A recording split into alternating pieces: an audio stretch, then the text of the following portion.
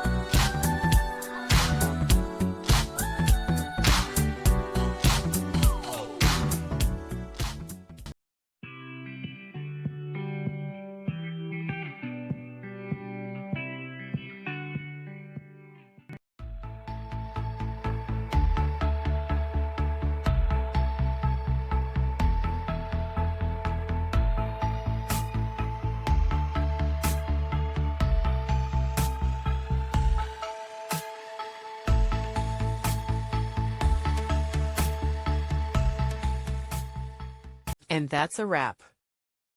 I hope you found the answer you were looking for. If you did, take a second to hit that subscribe button. It really helps out. And let me know in the comments which solution worked best for you. See you next time in the debug zone.